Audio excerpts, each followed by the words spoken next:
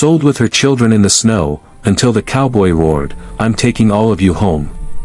The wind howled like a wild animal across the Montana plains, sweeping sheets of snow over the frozen ground. Lena tightened her tattered coat around her as she huddled her two children close, Evie, barely 5, and Thomas, 8 but thin as a rail. They stood on the edge of the cattle yard where desperate people bartered for work or warmth. But Lena wasn't there to trade. She was there because she had run out of options. "This is the last place left, Mama," Thomas whispered through chattering teeth. Lena swallowed hard. "We'll be all right. We always are." She wished her words weren't lies. The foreman, a heavy-set man with cracked leather gloves, eyed her family with a mixture of pity and calculation.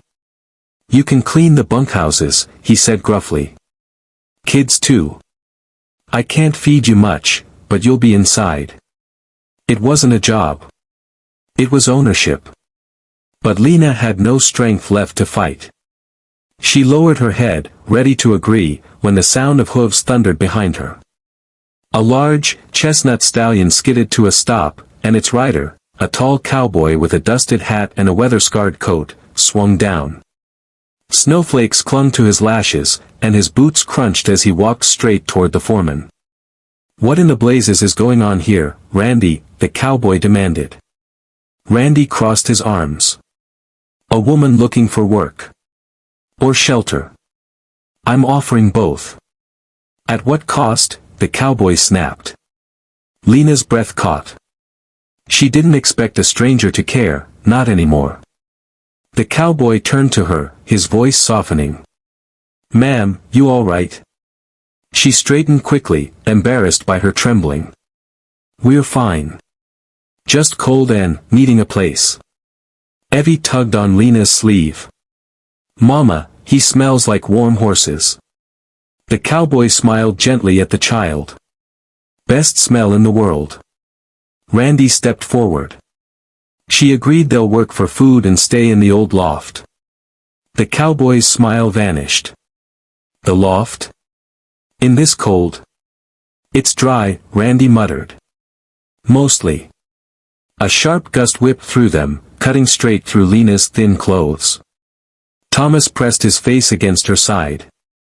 For a moment, everything seemed to freeze, the snow, the air, even her heart, until the cowboy spoke again, his voice low, steady, and fierce. "That's enough," he said. "They're not staying in that loft. And they're sure as hell not working for scraps." Randy frowned. "You planning to take Lucas? You don't even know them." The cowboy, Lucas, turned to Lena again. His eyes weren't quick with judgment. They carried something deeper. Something solid.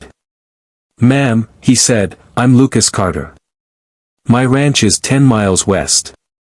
I've got spare rooms, warm fires, and food that could use some company. If you'd allow it. I'm taking all of you home." Lena froze, every muscle locked in disbelief. No one simply offered kindness like that. Not anymore. Not after what she'd seen living rough for the last 3 years, doors closing, eyes turning away, people passing as if she and her children were invisible. She searched his face for the trick, the angle, the catch. "Why?" she whispered. Lucas shifted, suddenly shy. "Because once, a long time ago, someone found me cold and alone in a storm and didn't ask why. They just took me in. Saved my life." He nodded at her children. "Seems like it's my turn." Evie reached out with mittenless fingers and touched his gloved hand. "Are you nice?" Lucas chuckled. "I try to be, little miss." Before Lena could gather a response, Randy barked, "You don't know what you're signing up for, Carter. This woman's got nothing. 2 mouths to feed. You can't take everyone who shows up out here." Lucas stepped closer, his voice low and powerful. "Watch me." The word struck Lena like a spark in a dark room. "Watch me." No lecture. No pity. Just a promise. Lucas looked back at her. Say the word, ma'am.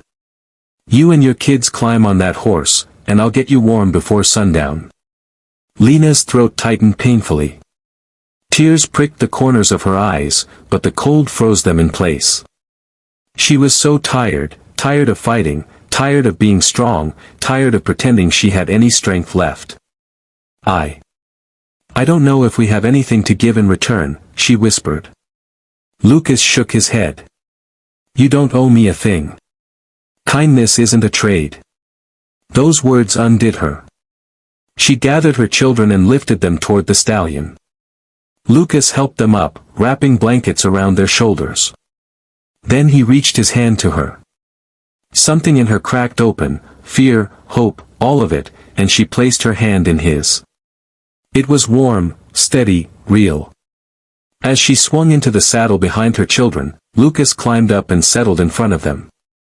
With a firm tug of the reins, the horse surged forward into the storm. The wind still roared, but it no longer felt like an enemy. Lena held her children and leaned into Lucas's strong back, letting the rhythm of the horse carry her toward a future she didn't yet understand. After several minutes, Thomas peeked back at her, eyes wide. Mama, are we going home? She wiped a tear from her cheek. Yes, she whispered. I think we finally are. Lucas heard her and smiled into the snow. The ride was long, but the glow of the Carter Ranch broke through the storm like a beacon.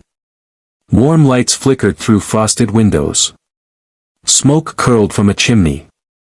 And for the first time in years, Lena felt the impossible, safety. As Lucas helped her down at the porch, he tipped his hat and said the words she would remember for the rest of her life. No one gets left out in the cold on my watch. And in that moment, Lena realized something powerful. Sometimes, the world doesn't change in grand gestures or sweeping miracles. Sometimes, it changes because one person, just one, chooses compassion over convenience, generosity over comfort. And just like that, a cowboy's roar in a winter storm became the first warm breath of the life she'd been praying for.